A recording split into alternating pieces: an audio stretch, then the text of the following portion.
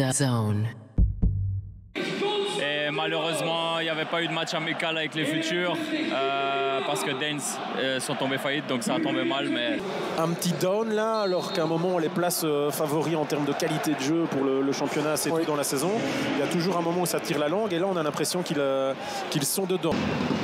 On cherche de la verticalité dans la relance de Cuesta, mais Stuckers qui peine à garder le contrôle du ballon. Tolou vient l'aider. El Ouadi vers Caretsas, non, mais Tolou en occasion de marquer Kosemans pour le premier miracle. On sait bien qu'il en sort au moins un par match. Il doit sortir le premier après 4 minutes de jeu. C'est bien, c'est tout de suite la plongée de Caretsas. Il n'a pas hésité. Finalement, le ballon lui était destiné. Mais vous savez, en revoyant la phase, je pense qu'il doit la laisser à bas. Mais déjà en direct, je me suis dit, après c'est difficile. Stuckers. Intéressant parce qu'il a El Ouadi qui continue à faire l'effort à côté de lui pour fixer. Et du coup, ça a ouvert aussi un petit espace à Tolou. Frappe immédiate, instantanée, mais pas cadrée. Non, mais bien accompagné là par Ritz pour une trajectoire un petit peu rentrante, pas simple à lire. Léonie pour un autre style de ballon. C'est Ritz pour la trajectoire. Mais c'est Van Krombrugge. Protège bien leur propre moitié. Ça coûte un peu d'effort.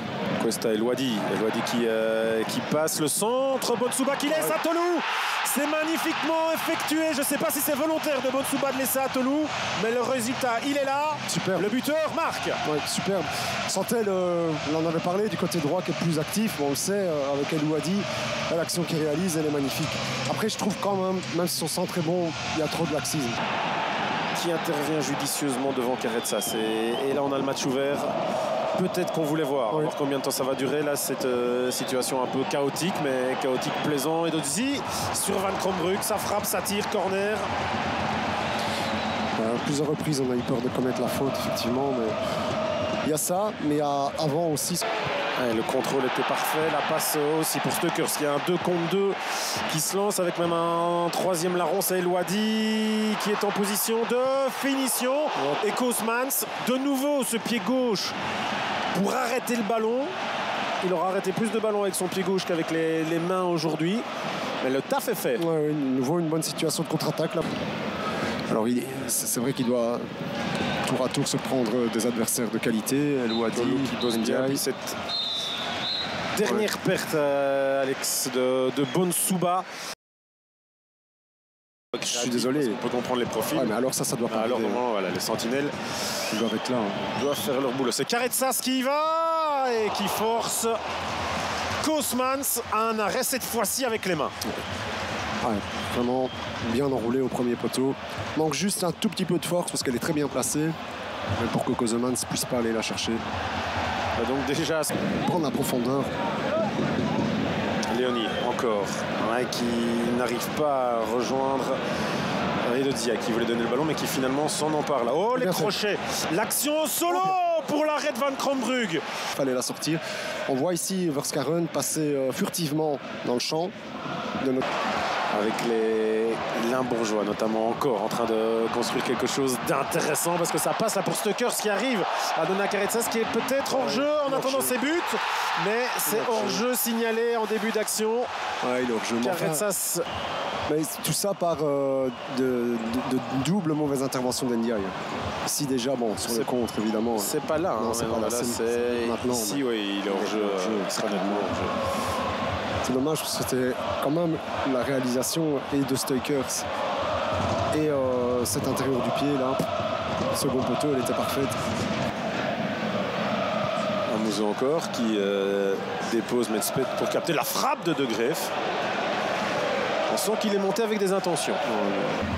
Parce que là jusqu'à présent, Genk, voilà, ce genre de voilà, Tolou, Caretsas il va la recevoir, sa balle de match. Si Tolou lui donne au bon moment, il lui donne. Non, le contrôle et la finition. Le premier but en Pro League de Caretsas, plein d'émotions. Même si l'arbitre pourrait changer la décision. Une faute. En attendant, c'est 2-0 à l'instant T. En tout cas, le ballon de nouveau perdu de cette manière-là. El Ouadi qui va chercher deuxième poteau, Rossovski. Ça ne passera pas. Et là, Tolou. qu'il en manque quand même quelques-unes. Enfin, est-ce que c'est manqué? Il passe bien devant sans se faire de grande qualité. Mais je vais vous répondre après. Ouais, parce que Stuckers a réussi le crochet, la frappe et Kosman s'était figé sur ses appuis. Non, moi je trouve qu'il faut toujours se méfier des dégâts. Le centre de Amouzou. Le petit contrôle, il est réussi de Angulo. Du coup, il y a occasion normalement à venir derrière avec sa frappe pied gauche. Qui aurait pu faire planer un certain suspense sur la fin de rencontre. De Greef, ouais. Dolberg, il avait un temps d'avance là. Est-ce qu'il peut le garder face à Cuesta au physique? Mal. Dolberg et Van Krambrug regarde finalement ça passer à côté de son but. Il est tard pour le Sporting d'Anderlecht. C'est des actions qu'on aurait bien voulu voir. Et il n'y avait pas hors-jeu, je pense, si on se fie aux lignes du terrain. Il y avait le talon de Matheus Metz qui couvrait ça. Il y a un tassement.